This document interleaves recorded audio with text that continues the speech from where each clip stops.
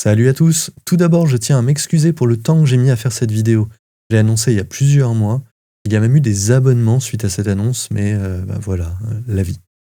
La prochaine fois, je fais pas de short de teasing avant d'avoir finalisé la vidéo annoncée. Aujourd'hui, je vous parle d'une petite bébête destinée à la GameCube, le Flippy Drive.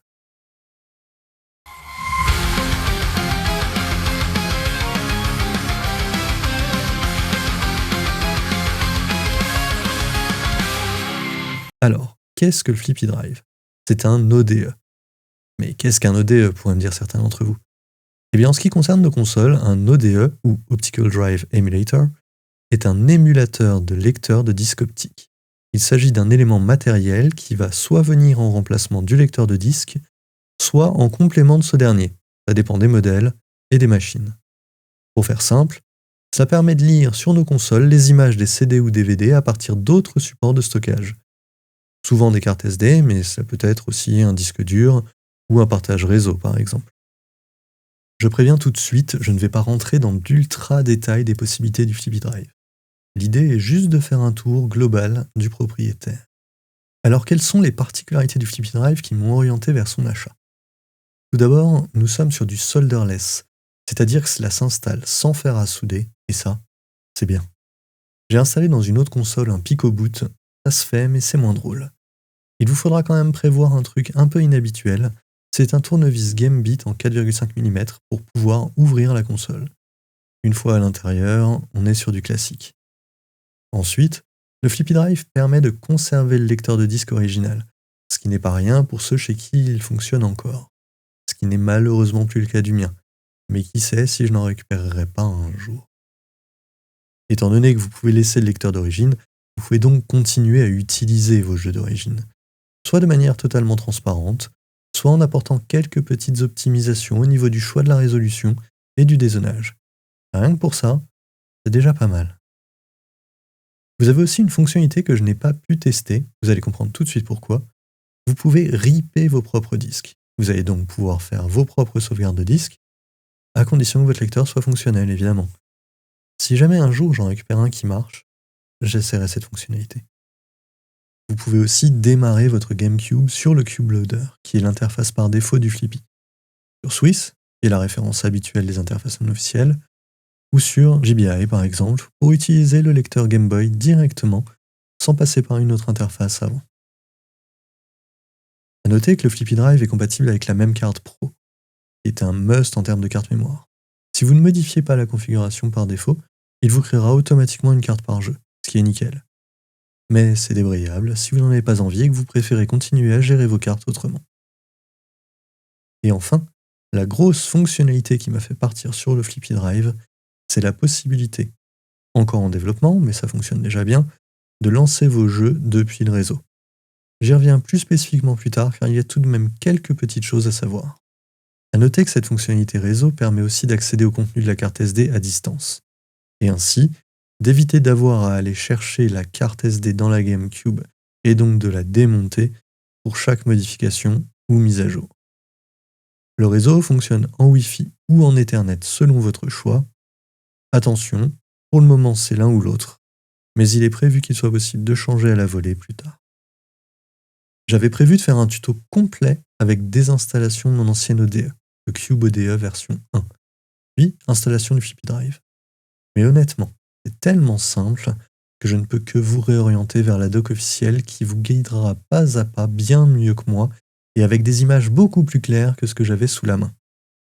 J'attirerai cependant votre attention sur 2 points, 2 conseils concernant l'installation. Tout d'abord, je trouve que le Flippy ne tient pas bien en place avec le support fourni. À une époque, ils mettaient une petite vis pour maintenir la bête. Aujourd'hui, il n'y en a plus car ils ont revu le support. Mais pour moi, ça ne marche pas.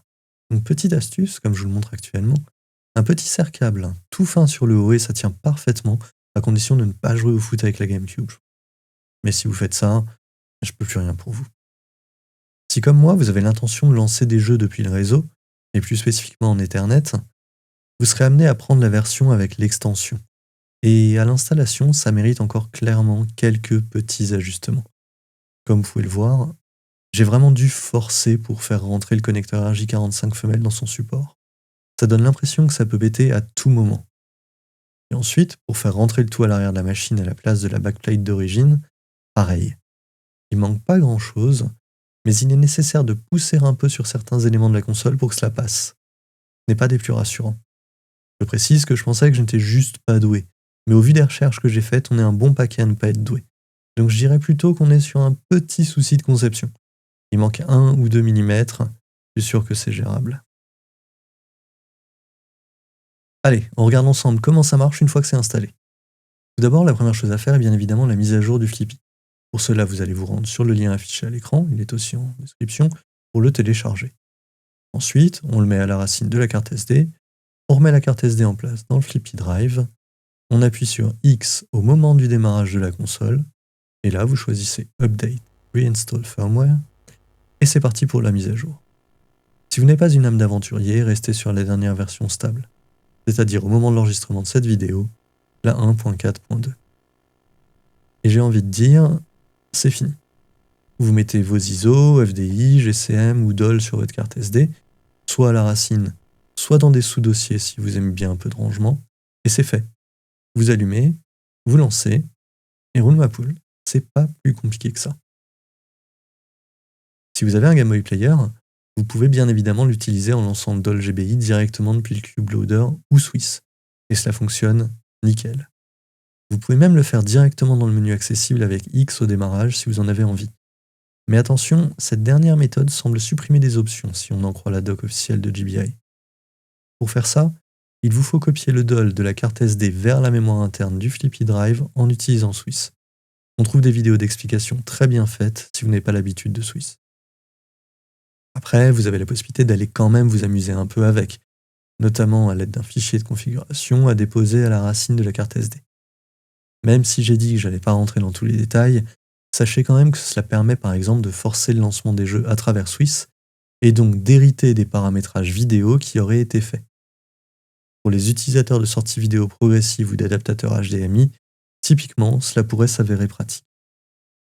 Au moment du téléchargement de la mise à jour, un peu plus tôt, vous avez peut-être vu qu'il y avait d'autres téléchargements.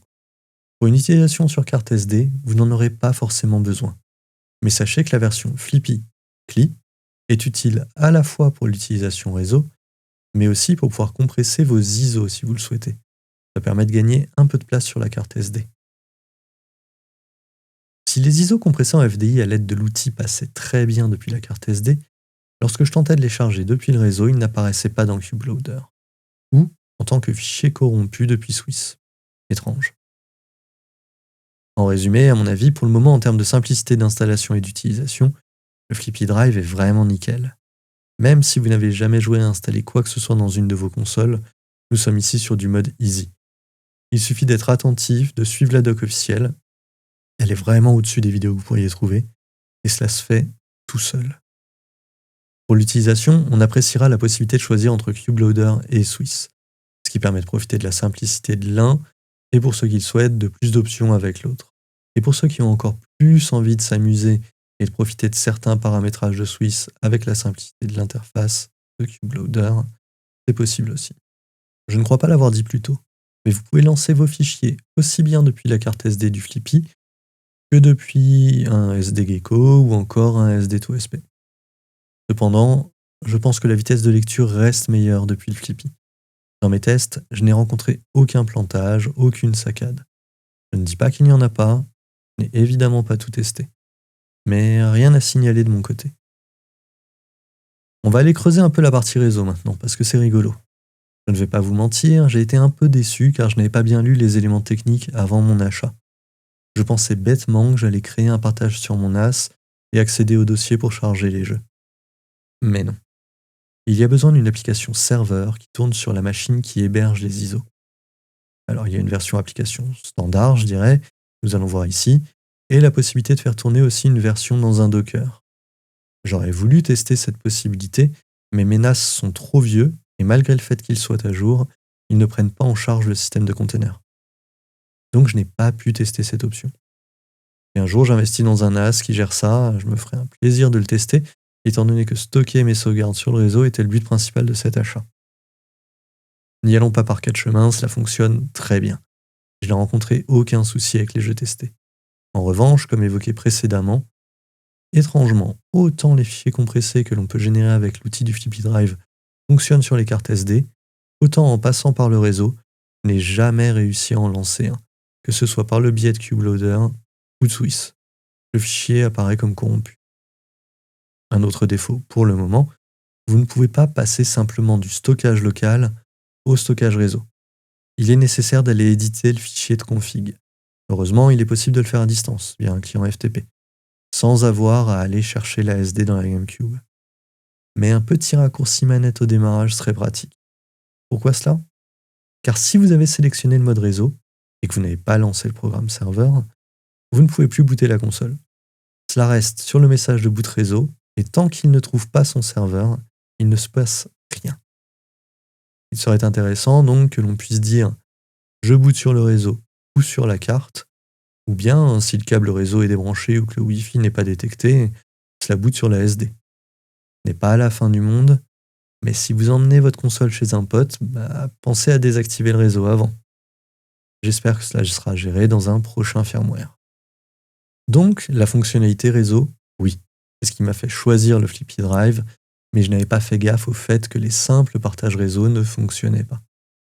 Donc gardez bien en tête le fait que l'utilisation d'un programme est nécessaire. À moins que vous ayez un NAS compatible avec Docker, et dans ce cas, n'hésitez pas à nous dire si ça a fonctionné pour vous. Au niveau du prix, non, ce n'est pas donné. On est entre 65$ pour la version simple et 100$ pour la version avec l'Ethernet. C'est bien plus cher qu'un PicoBoot par exemple qu'on peut installer pour moins de 5€.